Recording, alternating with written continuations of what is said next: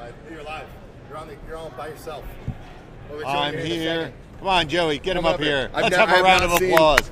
Let's have a round of applause. I for haven't Joey. seen the other side of this. Yeah, I'll give you a shirt as soon as we get done. Fans, calm down. Hold on, fans. we have to stop right now. Everything we're doing for Arnold. Come on up. You gave him, I'm going to blame Mark for this. You gave him a ladies' shirt when he came by the booth yesterday, or 2 days ago. Listen, so he's going to grab you. You going to go right now? Cute pullover, by the way. How they doing the series? He's got an NC shirt. Rock Chalk, baby. We're playing. So here's what we're doing here. We are talking to Glenn Pasch, and I'm going to ask you some questions that I know that you know the answers to. I'm not going to set you up for anything because I want to talk about structure today. Okay. But first, I don't know if you got a chance to I just went live with Matt. Okay. 15 years old. Right. Parents just got him a car. He just broke down. He got to pick out his car. He just broke down how he went online to pick out that vehicle. Right. Google Images. 100% he used Google Images. That's great. He didn't go to a website. It was crazy. No third parties on it. And I know that when we teach things to our dealers, right, and you got to constantly be learning, right? Right. The whole Kaizen concept. Sure. Constantly. Tell me what's lacking in training and education in automotive retail nowadays. Glenn Pasch, ladies and gentlemen. I know him well, so I didn't really do the whole intro. All right. PCG companies, former actor, also East Coast madman. Oh, let's not go madman. Old man, maybe, but we're going there. What's lacking in the structure and education of I think there's three pillars always to success for any business, but especially in dealerships. What I see lacking first is this consistency of structure.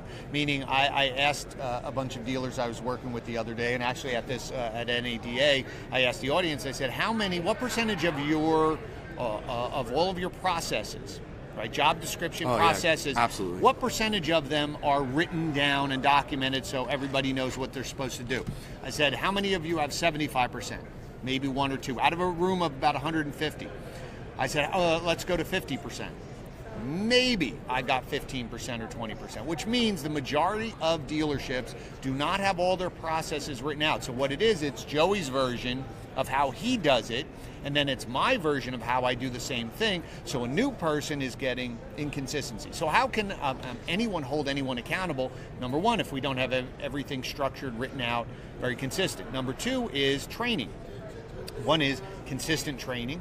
How are people being trained? The biggest fault is the people doing the training, no one trained them how to train. So it's all it is, hey, you're a great salesperson, you're going to run a sales team. No one invested in you to teach you, well, how do I deal with different personalities? That's a big challenge because correct me if I'm wrong, if you sell a lot of cars in automotive in a dealership, right, they automatically want to promote you to a manager. Right. And it's not because you're good at managing people, it's probably because you sold a lot of cars, so you're good at closing deals, well, right? Think of Michael Jordan. Greatest player, wasn't a good coach. See, people at that high elevated status don't understand really what they do.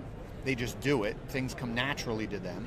So if you put them in a position where I'd have to train you, if you're not as quick as I was, I get frustrated with you. Why can't they understand? Why can't they do what I do? Well, there's a reason, right? Where other people are better at patience, helping people explain. So I always said, someone asked me, how do you choose that person who's going to be your trainer? I said, okay, think about it this way. Sales team, BDC team, whatever department you have, the person who's in charge of that is off for a week on vacation. Who does the team go to when they have questions or they need help? That's a great question. That's the person that you start with because they are not afraid to approach them and say, I don't know. The person is willing to help them and is patient, and there's this connection. That's a person, and they're probably in your top half, maybe your top 25% of your sales, but they're not your top because they stick with the process, they understand what's going on. That's a better way. But it's this consistency of training all the time. Mm-hmm. That's what we're missing. And then accountability. That's the word I was going to hit you with. Yeah, that's the third pillar. But same thing with accountability. It's not consistent. It's, I'm going to follow up on you until I think you know what you're doing or I see results. Boom. Then I don't talk to you forever. And then I come back and I'm just like, what's going on? Right? Or so if you think about it, the only time most people see their manager is when something's wrong. Mm-hmm. I always like talking about coaching. Right? if you thought yourself, if you played sports, if you had a coach or a teacher that had an impact on you, and you thought about why you still remember them, it's because they helped you, they invested in you. It wasn't that they were soft on you because they call out your BS when they needed to, right? But they invested in you. And then you think of those coaches or teachers that they motivated me as well. They motivated you. They challenged you.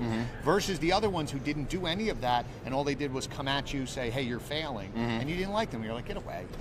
Right? And I think the problem is in dealerships, we just think it's going to come to people. We just think, hey, if we bring somebody in with experience, it's all going to work out. I see that a lot. I see GMs coming in from across the country to a new store, and 3-6 months later, I don't see them at that store anymore. There's like something didn't work. Well, because nobody hired them in. So that's a phenomenal point. Think of this. I used this analogy in the class the other day. Let's say you went for a job at McDonald's. Okay. During your interview, you said, well, I worked at Burger King, and I worked at Wendy's, and I worked at this. And they say, great. That means you understand the dynamic of fast food. Right. You understand speed, customer service, you understand where fries are and burgers, great. And then they're going to say, great, now let me show you how we do it here at McDonald's. Yeah. They don't just say, hey, you cook burgers at Burger King, Yeah, go on the grill, do whatever you want. That includes a process. That includes, and the as strategy. absurd as that is, Yes. and people will laugh at that, why don't dealerships say, this is the way here at Joey Little Toyota. Right. This is the way we, as a general manager, here's the job, how it's here. Now, during the interview, I can say, here's what you're supposed to be doing, and you can say, I don't do it that way. Well, this is the way we do it. You could bring your input, you could bring your experience, but we're not changing, right? Same thing with sales. Here's some places in sales, a salesperson has to handle leads, set appointments. Other ones, we have BDCs. If you have it clear, and if it's clear and you have it all written out, during the interview process, you could save yourself so much time because you can say, this is what we do. If you don't like it. And this is not being done. What would you say percentages or dealerships that are doing this the way that you're talking Very about? few. Very few. They have portions. Someone said to me, well, we have our sales process written out, right? But do you have how you train, like your new hire process right now? Do you have a script for how your receptionist answers the phone? Do you have a process of how you go to the market, to the auction to buy cars, or how you detail? Everything needs to be, because then it's easy to hold people accountable. I'll guarantee you your company right here has processes all written out. And I know that we have challenges as well. There's some processes that we don't have that we probably should have. So like when Mark should be taking lunch during these interviews. Well, yes, you have to have all of that. But to your point is, if you have all of these things, then at least you go, we have a gap here. Yeah. But if I'm also training everybody on it and we're doing this process, when I'm going to accountability, now I look at it and say, well, we have a process. Everybody's trained in executing on it. We're not getting the results. Is it their effort or is it the process? All of a sudden, you know, team's doing their job. We got to tweak the process. But is that also a you don't know what you don't know factor? Because I almost see accountability coming at the beginning of twice in what you're telling me, these pillars, is that you have to take the accountability that there's something wrong, right? And I don't know a lot of leadership that does that.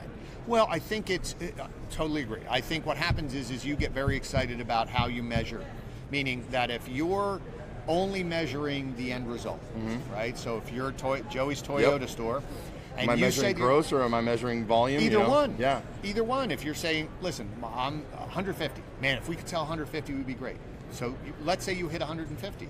You're high-fiving. But if I look at the efficiency of what did your marketing produce, right? What did your leads produce? What if I came to you and said, you should have sold 225?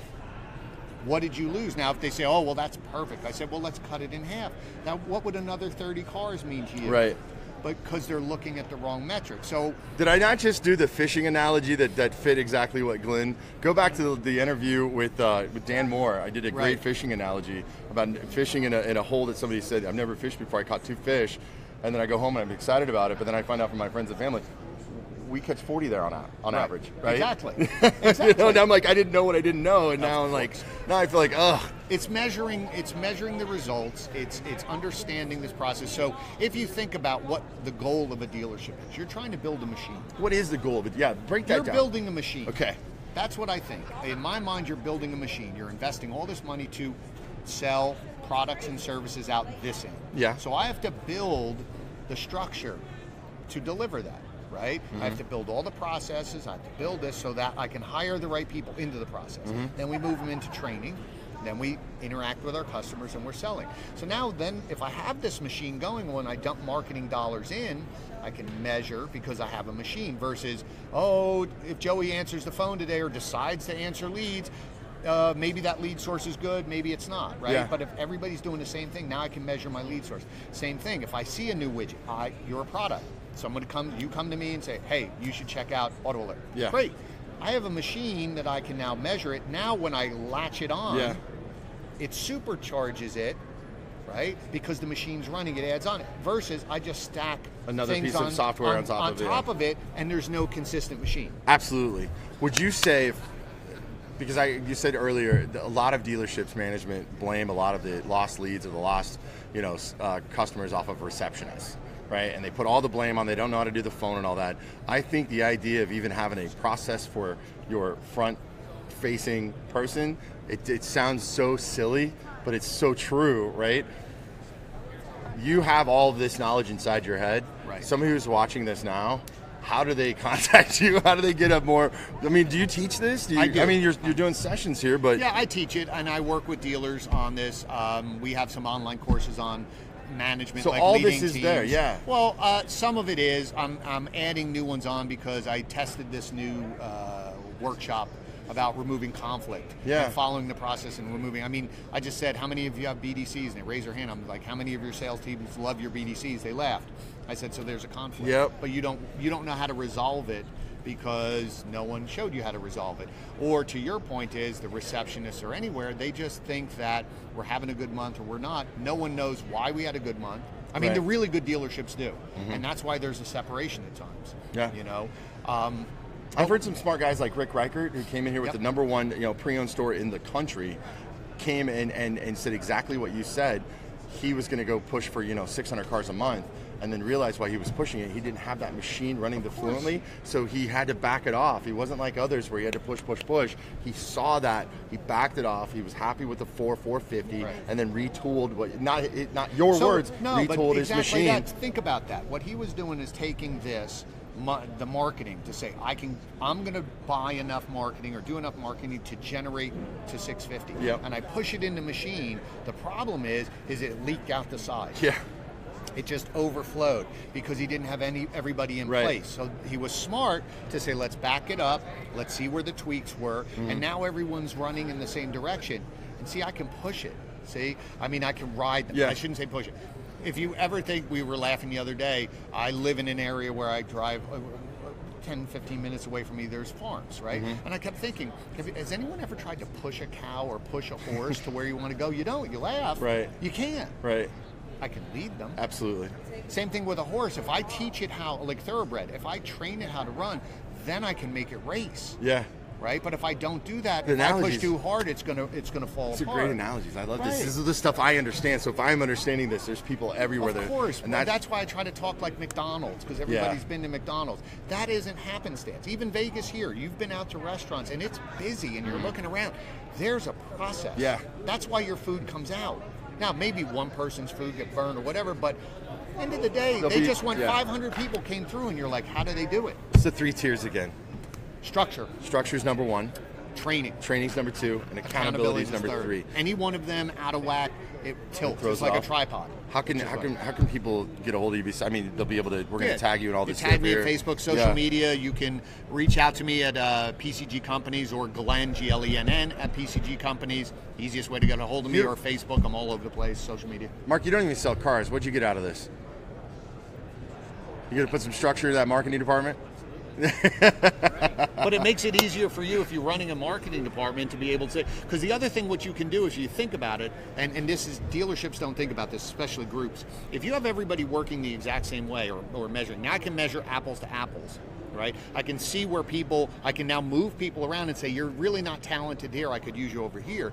What's dealership's biggest complaint? I can't find talent. Right. But if I'm in a 5-store group, 6-store group, I should be looking at like a farm system from sports. If I have everybody doing the same thing, not Joey's way of handling internet leads and your way of handling it. This is Joey's Auto Group's way of handling leads. If everyone's doing it, now I see who's working. Now I can also send one person to another store. They walk right in. I know what the processes are. Let's go to train. I build my own farm team versus, oh God, I'm going to bring in this hotshot GM who comes in, makes changes, they're out in 3 Screws months. up culture, everything gets crazy. You have to dominate your own it's awesome. culture. Glenn Pasch, ladies and gentlemen, and every time, As and this always. time we didn't get to talk about the old acting days. Usually we get that in there, but We we'll do get get it a next little year, bit. right? We'll get that next time. Thanks a lot for joining myself and Glenn Pasch. We have a few more interviews coming here live at NADA 2018. Where are you heading off to now? I'm going back to the booth to Are you? help sell some things for my team. Buy something. Yeah, come on over. Buy or die. See ya. Thanks, Joey. Appreciate it.